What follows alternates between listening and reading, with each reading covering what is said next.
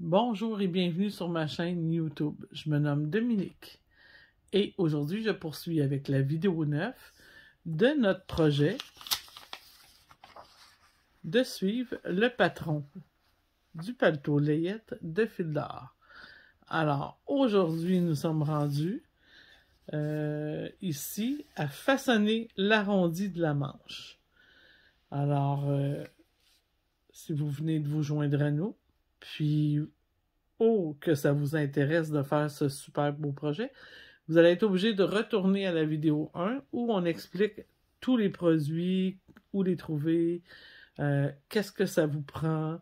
Alors, vous allez aller ici, tourne mon doigt en bas à gauche de ma vidéo, juste en dessous.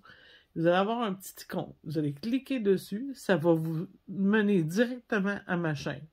Et sur cette chaîne, j'ai plusieurs vidéos. Donc, emmerdez-vous pas à trouver les vidéos un par un.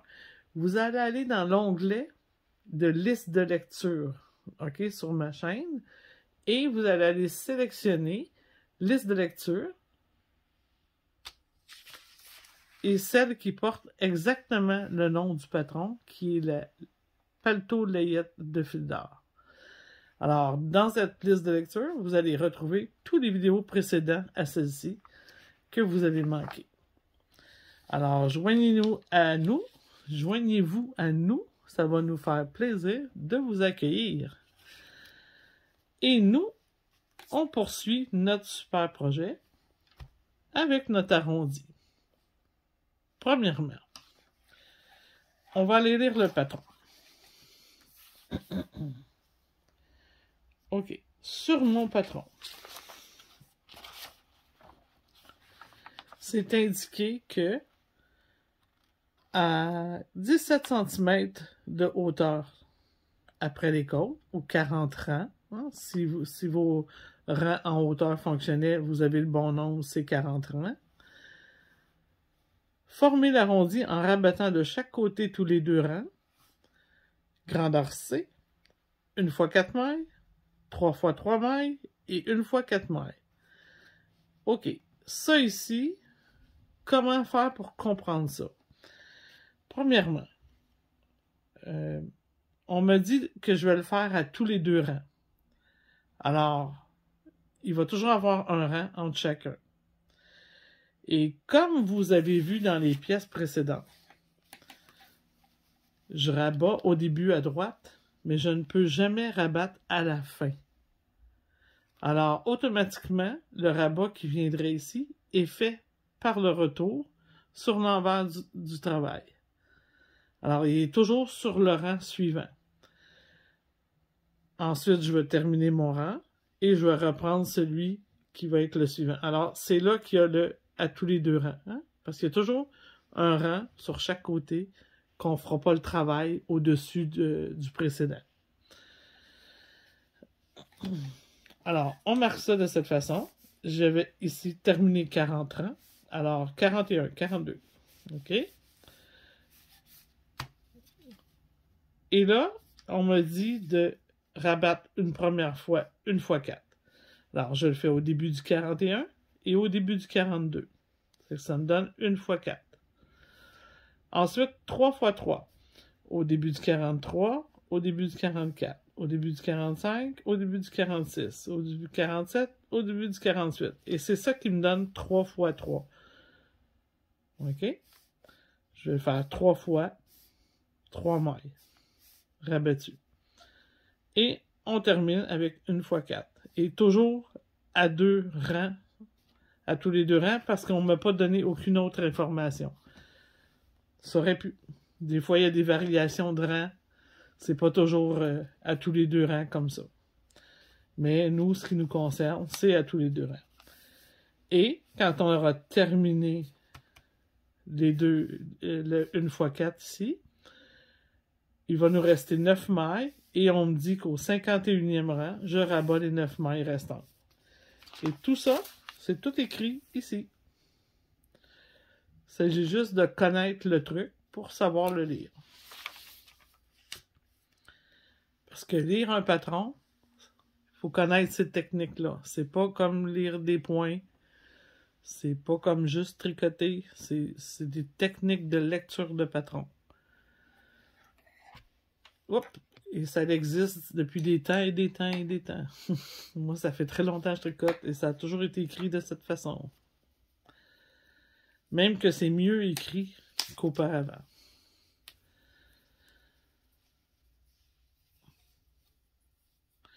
Bon, donc je suis rendu à mon 41e rang et je vais commencer par rabattre mon premier 4 sur le 41e. Alors, on se rappelle que rabattre 4 mailles, c'est j'en tricote une deuxième, et là je viens prendre elle, et ça fait mon premier rabat. Ici, mon deuxième, mon troisième, et le quatrième. D'accord? Et vous avez remarqué, j'ai rien glissé parce que on a des mailles lisières qui sont tricotées, alors on ne glisse absolument rien, même pas lorsqu'on fait les finitions dans les rabats.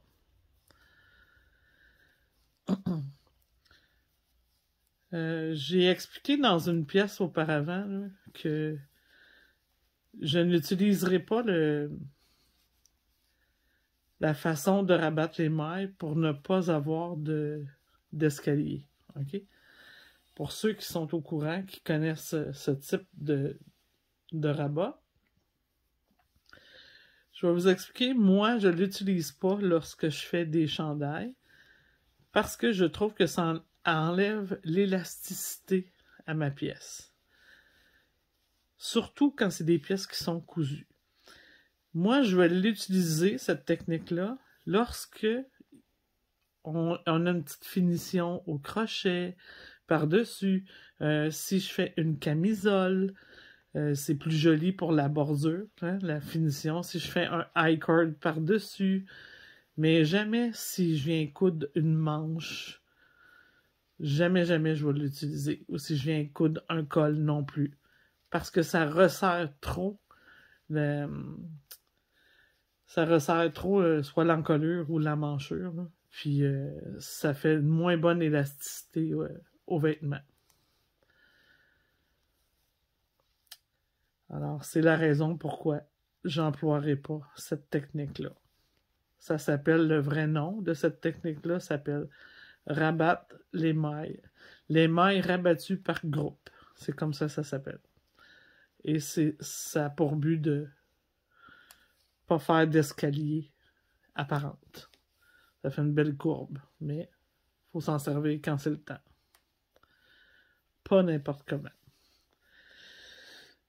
Alors, ici, je vais tricoter ma maille envers, une deuxième envers, parce que je veux faire 4 mailles rabattues sur mon retour. OK.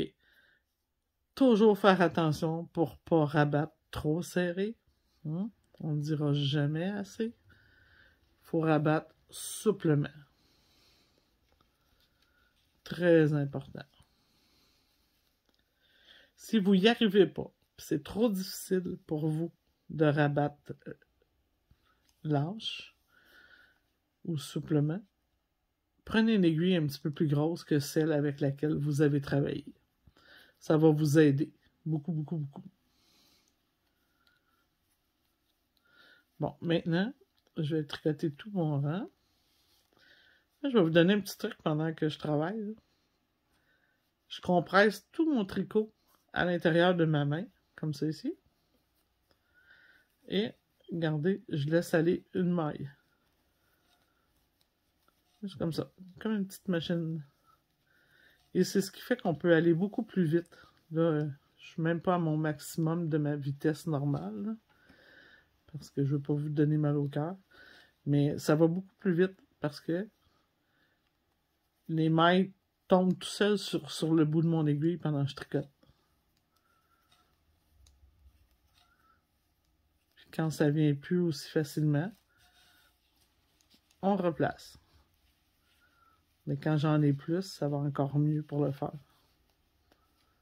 Alors, c'est un petit truc en passant pour vous donner de la vitesse.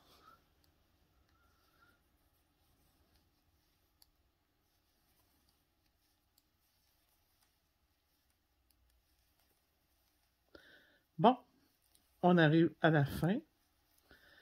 Et je vais avoir terminé mon 42e rang. Et voilà. Pardon. Alors, mon 41e est fait et mon 42e. OK, c'est vrai, j'ai oublié de vous dire. Vous avez remarqué, là, j'ai juste une manche. Normalement, on les faisait les deux simultanés. Pourquoi il m'en reste juste une? C'est que l'autre, je l'ai terminé parce que j'ai commencé à coudre ma veste. Pour en coudre tout un côté pour vous montrer quand on va faire la finition, qu'est-ce qu'on va faire, OK? Alors, c'est pour ça que vous voyez seulement une manche en ce moment, mais vous devez en avoir deux, hein? Je voulais le dire au début de la vidéo, mais j'ai oublié. Parce que si vous les avez travaillés en simultané, ben, vous en avez deux. Alors, on a fait 41 et 42, 4-4. Là, je suis rendu à 43 et 44e rang. Et cette fois-ci, ça sera 3 mailles, 3 mailles. 3 mailles à droite, 3 mailles à gauche. Alors, on tricote tous nos mailles à l'endroit. On en rabat 3. Et voici ma troisième. En faisant attention de ne pas être trop serré. Et voilà. Tiens, regardez, je vais te faire mon petit truc.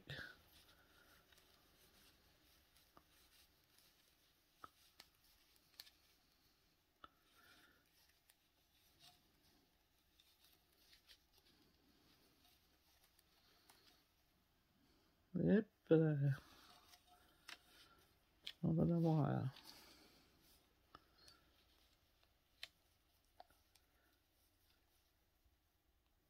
Et voilà. Donc, il s'agissait de comprendre comment établir notre feuille de travail. Puis après, on n'a plus qu'à la suivre. C'est facile, facile comme ça.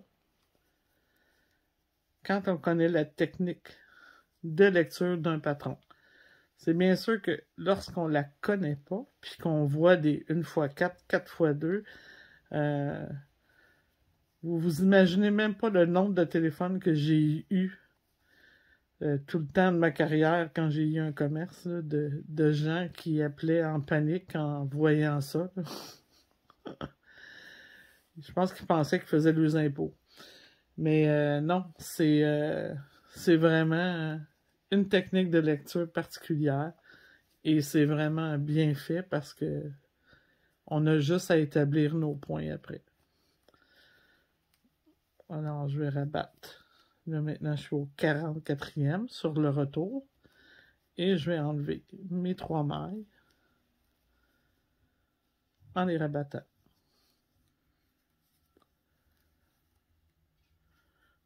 Et voilà. Et maintenant, je vais terminer le 44e rang. Là, je vais vous arrêter la vidéo. Je vais terminer tous mes rabats à vidéo fermée. OK. Puis, vous avez compris le principe. C'est un après l'autre, tout le temps. Et on se revoit pour terminer ensemble les 9 mailles. Et notre pièce des manches sera terminée. Ça ne sera pas long.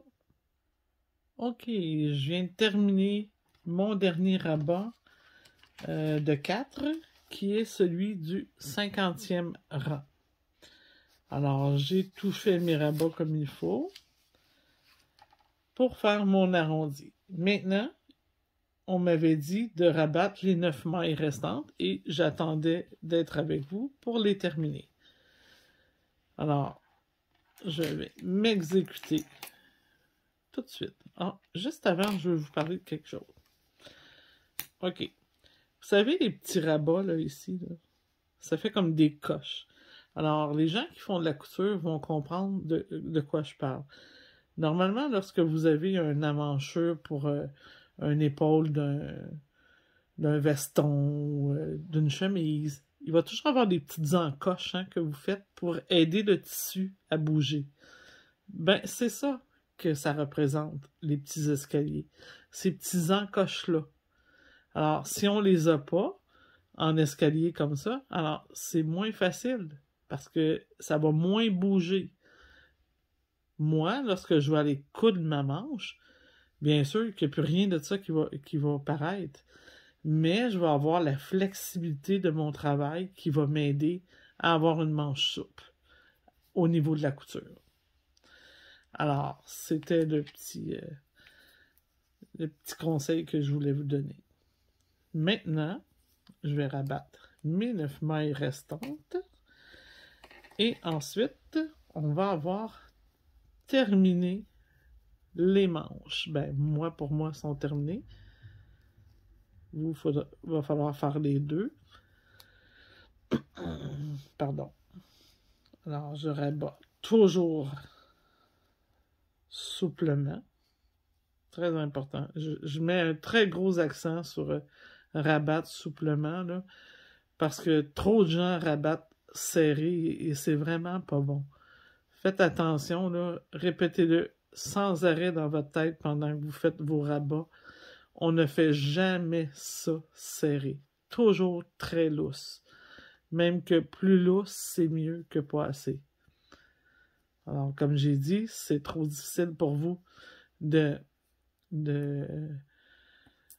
placer votre tension pour avoir un petit peu plus lousse. Alors, ben, simplement, vous allez prendre une aiguille plus grosse lorsque vous allez rabattre vos mailles. Moi, j'avais déjà coupé ma laine.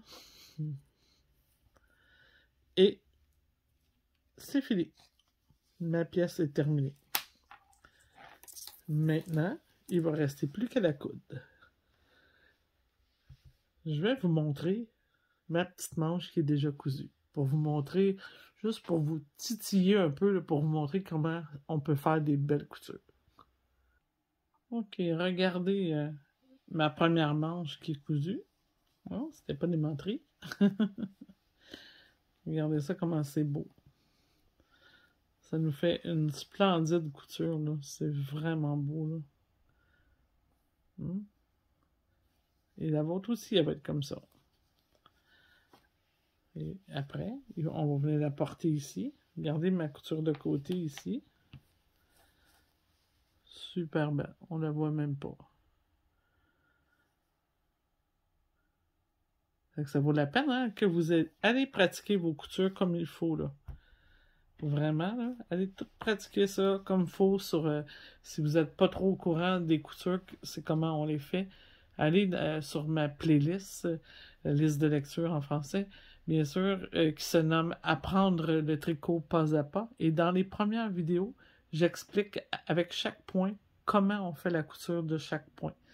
Alors, ça va être très important pour vous d'avoir pratiqué parce que ça va être beaucoup plus facile à comprendre. Alors, vous allez juste avoir à vous faire 2-3 petits échantillons, puis vous allez pouvoir pratiquer dessus facilement. Alors, pour la manche, c'est un petit peu plus difficile. Dans la finition, je vous dirais que le plus difficile à coudre, c'est les manches. Et moi, je les garde toujours pour la fin. Je fais toutes mes coutures, la manche, c'est toujours en dernier, parce que je veux pas faire ça rapidement.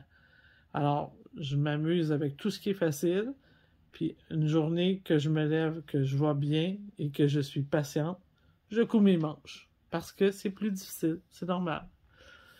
On n'a pas la même chose des deux côtés. Ici, on a des rangs, ici, on a des mailles. Alors, c'est une autre technique de couture. Mais en faisant ça ici, vous allez l'apprendre.